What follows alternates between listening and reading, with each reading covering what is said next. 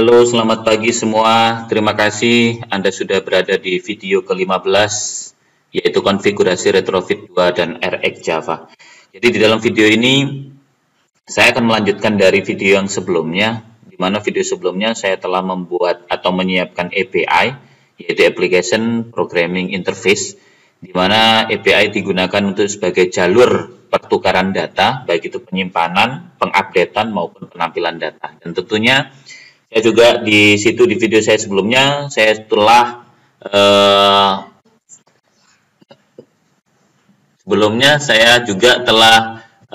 menguji terhadap API yang telah saya buat dan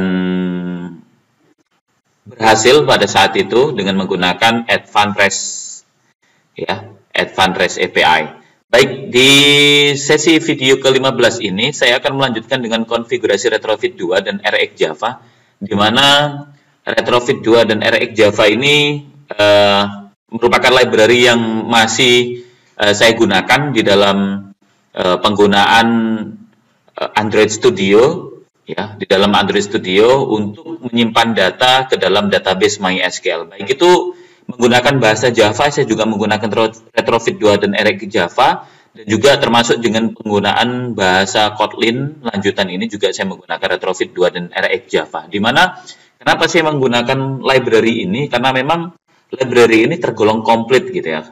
Ya, tergolong komplit, banyak fungsi-fungsi yang bisa digunakan di dalam retrofit 2 dan RX Java ini. Baik, bagaimana untuk aktivitas selanjutnya? Ikuti langkah-langkah berikut ini. Oke, ikuti langkah-langkah berikut ini. Yang pertama, tahapan pertama, saya akan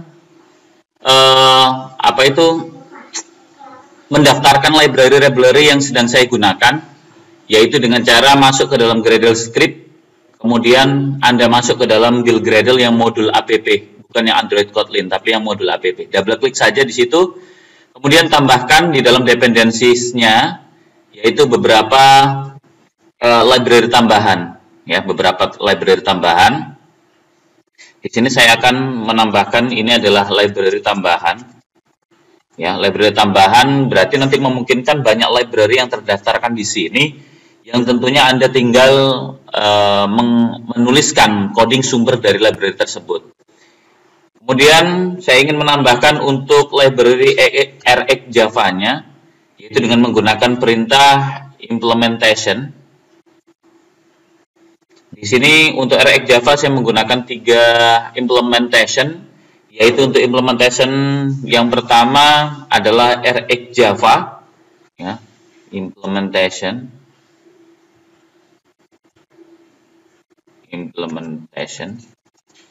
Ini kita membuat pakai perintahnya io.reactive.rxjava .2 rxjava .22. Oke, selanjutnya tinggal saya copy dan paste saja. Kemudian saya mengubahnya untuk library yang lain.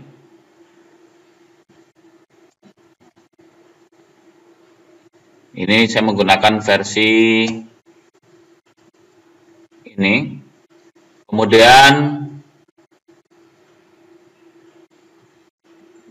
saya buat untuk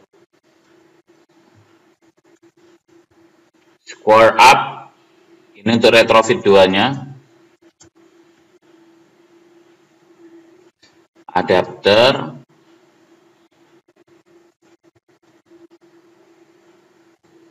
RX Java 2. Oke, kemudian saya menambahkan library untuk retrofit. Ini untuk retrofit 2-nya. Saya menggunakan implement juga. Saya menggunakan yang ini aja karena lebih mirip.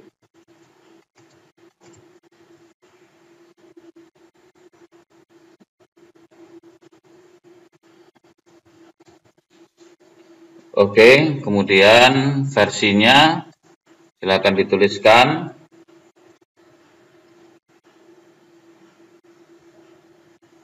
Saya menambahkan converter JSON. Kenapa saya menambahkan converter JSON? Karena memang API kebanyakan nanti akan di-convert ke dalam JSON.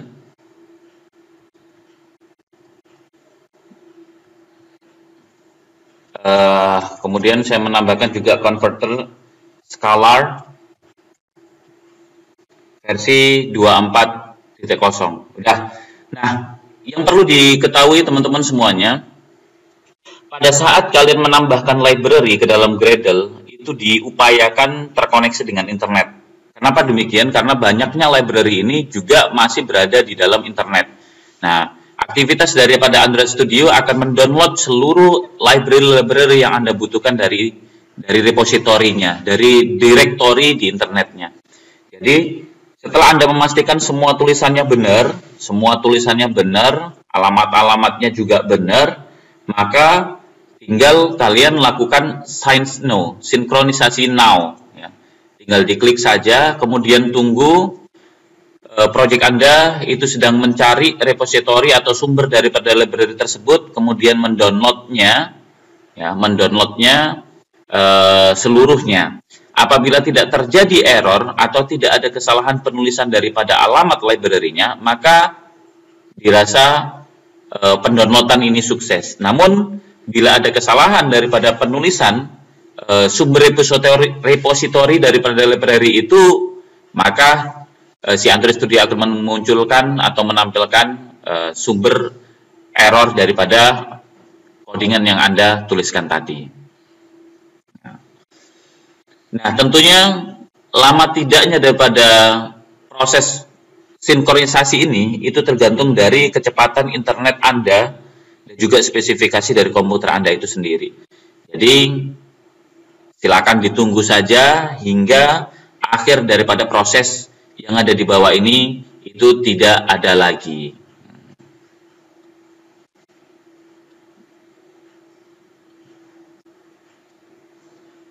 Oke, silakan ditunggu saja. Ini sudah akan berhasil. Ya, dinyatakan sukses untuk complete successfully untuk build-nya. Artinya Gradle yang setelah saya menuliskan di sini, implementation dari yang saya tuliskan ini itu tidak mengalami kendala dan tentunya benar adanya memang sumber repositorinya juga seperti itu. Oke, setelah kita menyiapkan konfigurasi daripada library, daripada retrofit 2 dan juga RX Java-nya, sekarang saya akan membuat retrofit kliennya. Nah, untuk membuat retrofit kliennya berarti saya akan menghubungkan atau menghubungkan sumber API yang ada. Nah, sumber API yang ada itu di mana? Yang perlu diketahui, sumber API-nya itu ada di SAM, kemudian ada di htdoc, dan kemarin kita berikan nama yaitu Kotlin underscore lanjutan. Oke, selanjutnya saya akan membuat retrofit client, berarti di sini saya akan menambahkan satu package baru yang saya kasih nama retrofit. Berarti nanti package ini berarti fungsinya adalah menyimpan informasi-informasi yang berhubungan dengan retrofit. Oke, saya akan membuat retrofit client di sini dengan menggunakan objek,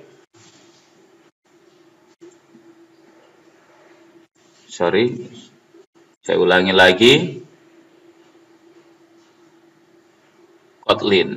Nah, Kotlin bukan Java, melainkan Kotlin. Jadi saya membuat file aja. Saya kasih nama yaitu retrofit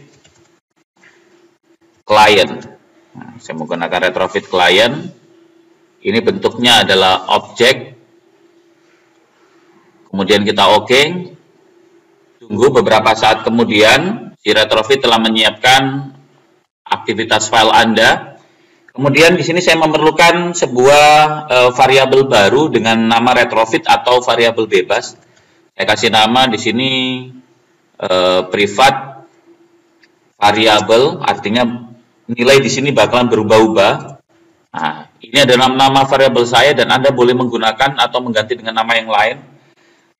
File ini bentuknya adalah retrofit, ya, bentuknya adalah retrofit, dan saya berikan nilai 0. Fungsi daripada variabel retrofit ini adalah untuk memberikan informasi kepada Anda apabila konektivitas antara Android Studio dengan API itu tidak terjalin. Nah, tentunya di sini karena nilainya 0, maka variabel itu harus kita buat secara safety, yaitu kita tambahkan tanda tanya. Kemudian kita akan membuat sebuah metode, di mana metode ini untuk memberikan nilai daripada nilai variabel retrofit. Nah, ketika dia terhubung, maka dia akan memberikan nilai secara true, dan ketika dia tidak terhubung, maka dia akan memberikan nilai secara false. Oke, untuk itu saya membuat sebuah variabel instan. Variabel instan ini juga bernilaikan retrofit. Kemudian di dalam variabel instan ini saya akan menambahkan metode get. Ya. Di sini saya buat jika variabel retrofit berarti variabel yang di sini,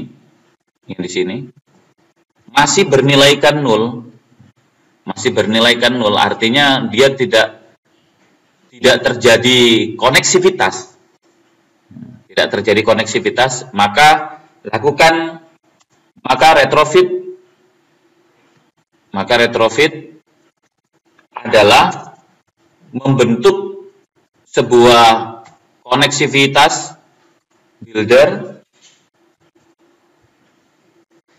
kemudian base URL-nya kita akan mengambil base URL yang ada di REST Advanced API itu.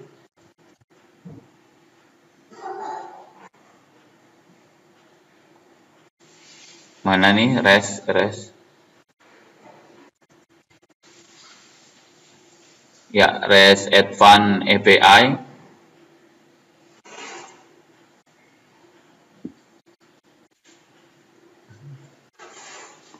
Oke, tunggu sebentar, ini masih kebuka REST Advanced API-nya.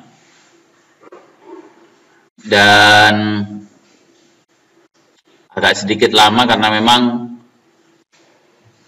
ini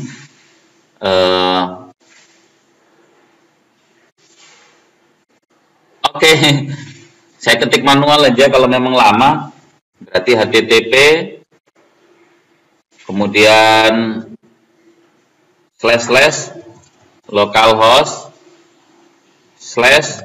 /kotlin_lanjutan. Nah, seperti ini. Kotlin_lanjutan merupakan folder yang ada di dalam htdoc sumber daripada API yang Anda tulis. Ini baru muncul, tidak perlu lagi. Kemudian apa yang terjadi? Belum selesai, ini kita tuliskan di bawahnya. Ini merupakan add call adapter, kemudian saya tuliskan rx java 2 call adapter factory, kemudian bentuknya adalah grid, berarti ini saya membentuk sebuah adapter. Kemudian juga saya menambahkan untuk add converter factory-nya dengan JSON. Jadi di sini scalars dengan JSON juga saya butuhkan. Grid. Kemudian baru kita build. Nah, selanjutnya di sini saya balikkan nilai daripada retrofit.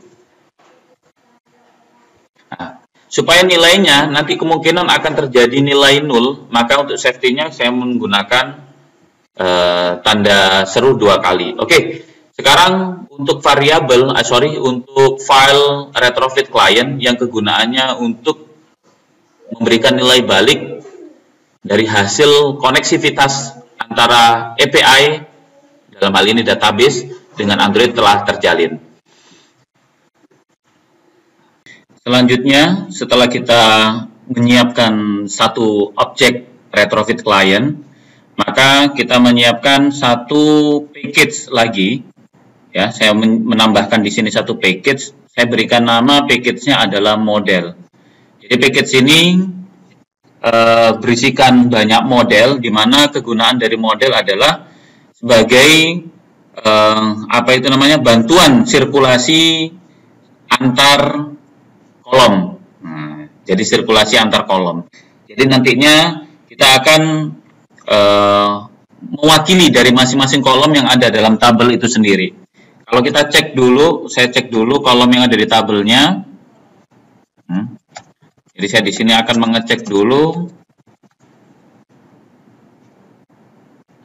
Oke, sebentar.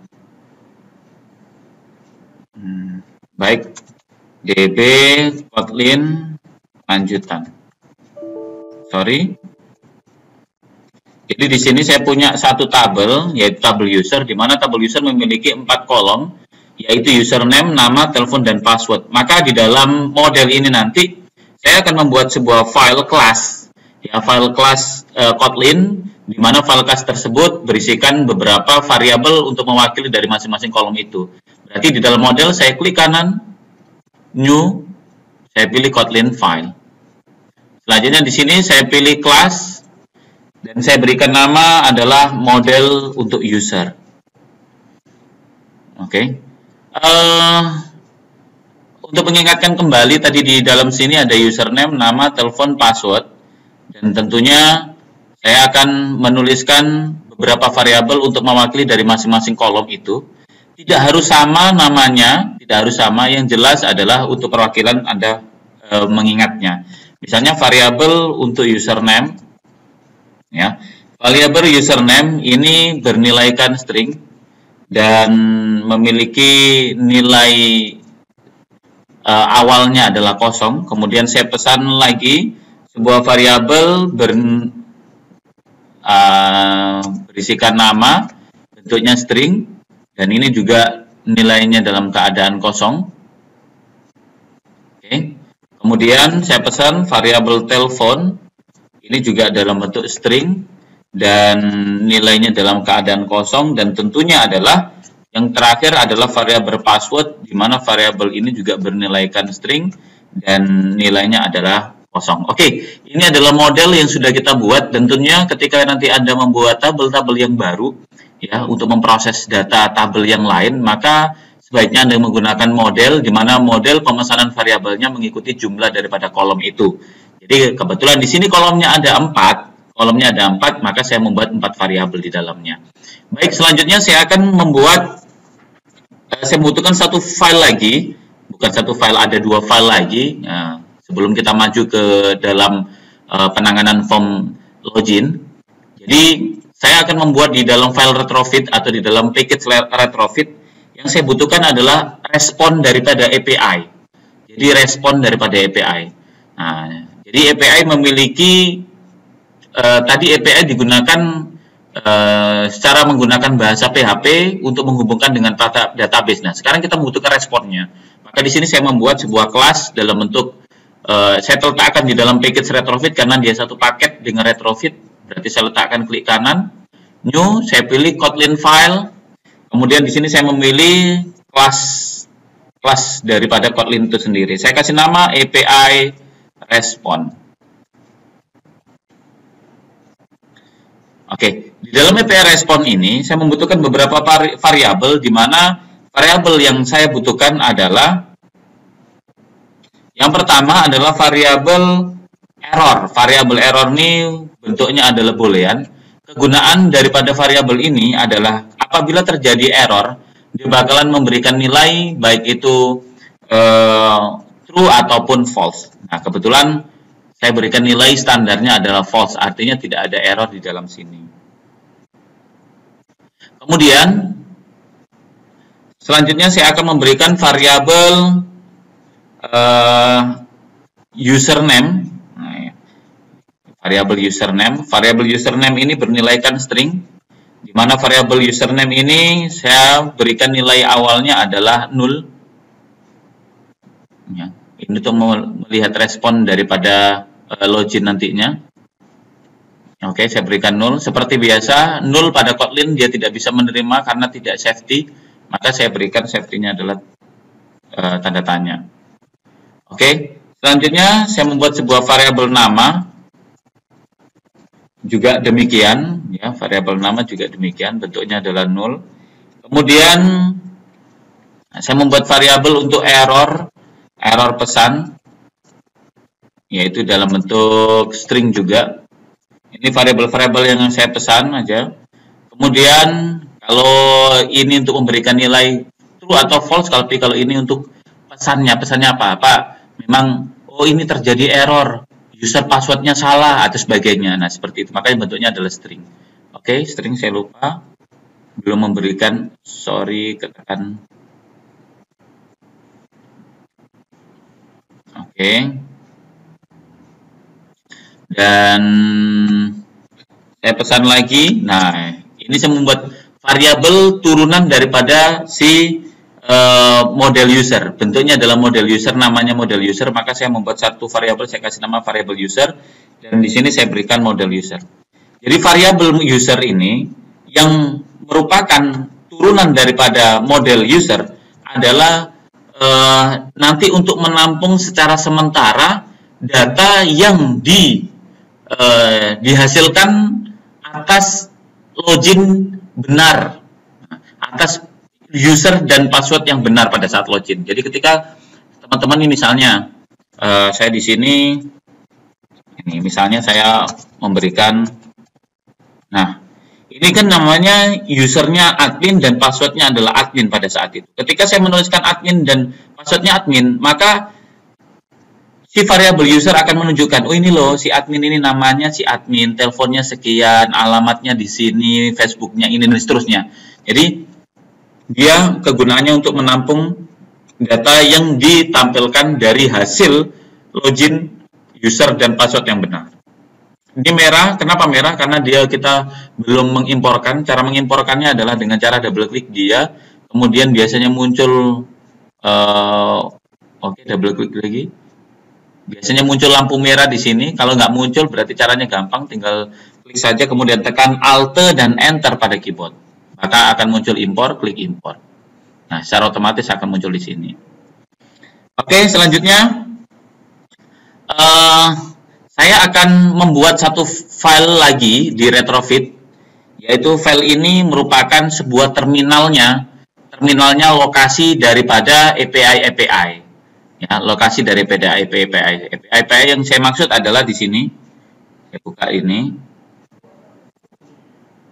Jadi saya di sini saya letakkan API tadinya, saya letakkan di sini. Jadi untuk mengetahui bahwasanya oh ini API login, oh ini API register. Jadi saya ingin mendaftarkan login dan register ini untuk dibaca oleh si Android.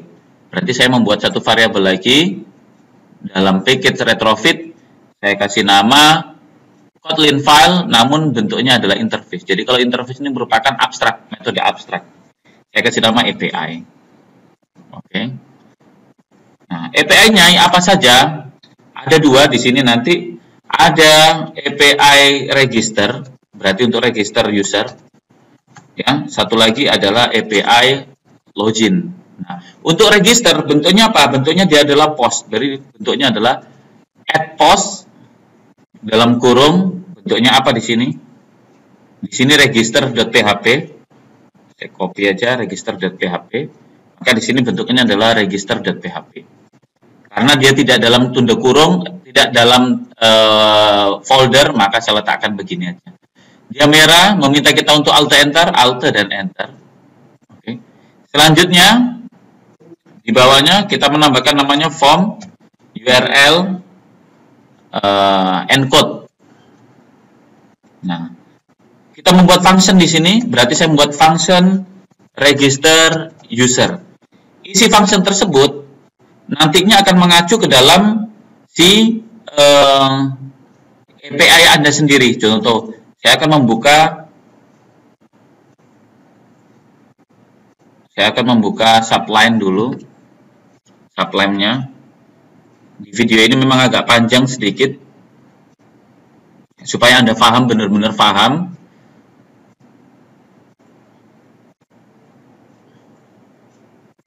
Oke, sambil tunggu subline-nya, maka di sini saya akan menambahkan field. Ya, field. Perhatikan di sini teman-teman. Di sini ada register. Anda membutuhkan yang namanya 4 parameter, yaitu parameter user atau yang jelasnya di sini. Anda membutuhkan 4 parameter, yaitu parameter user, parameter nama, parameter telepon, dan parameter pass. Maka di sini juga Anda akan menyiapkan beberapa parameter. Nah, disesuaikan. Tadi ada user, nama, telepon, dan pass. Berarti di sini kalian tulis sesuaikan dengan kolom aslinya, sesuaikan dengan kolom aslinya. Ya, karena dia harus disesuaikan dengan kolom aslinya. Yang pertama adalah username. Username berarti kalian harus membuat sebuah variabel string dengan nama username atau apapun bebas. Ya, saya kasih nama username aja supaya saya tidak bingung. Kemudian saya koma, saya buat lagi field lagi. Field yang kedua kira-kira apa? Nah, field yang kedua itu adalah nama. Berarti nama ini, diwakili oleh variabel nama dengan tipe string juga. Yang keempat itu adalah telepon. Jadi di sini saya buat telepon.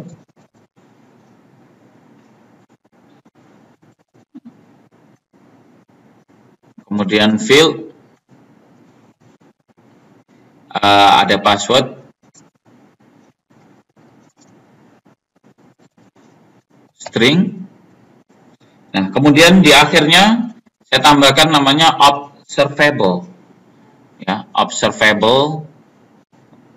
Bentuknya adalah seperti ini. Reaktif, saya tambahkan string. Oke. Baik, itu untuk function register user. Selanjutnya untuk login, berarti saya harus menambahkan post juga.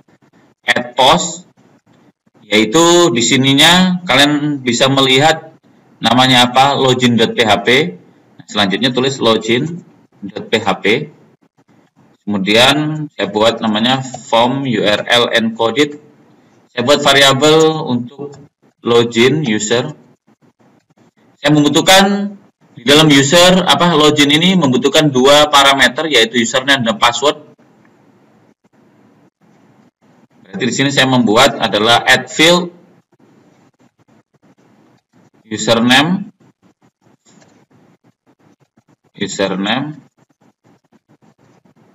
kemudian fieldnya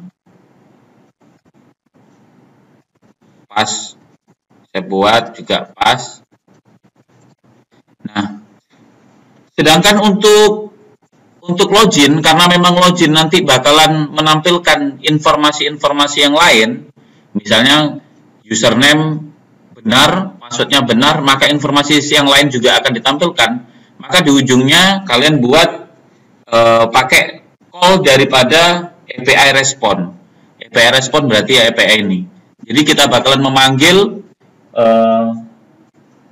variabel bertipekan array turunan daripada model user. Maka di sini saya buatnya adalah API respond. Oke. Call seperti biasa minta untuk alt enter, saya import alt enter. Kita pilih yang apa nih ya? Call untuk retrofit 2 aja. Nah, oke. Saya gunakan untuk retrofit 2. Baik, demikian tahapan-tahapan awal sebelum kita masuk ke dalam pembuatan login dan register. Dan akan kita lanjutkan di video berikutnya untuk mengeksekusi dari semua file-file pendukung ini, baik itu model user, kemudian retrofit untuk API, API respond, dan retrofit client akan kita bahas di video berikutnya. Mohon maaf bila ada kekurangan, dan sampai jumpa di video saya berikutnya. Bye-bye.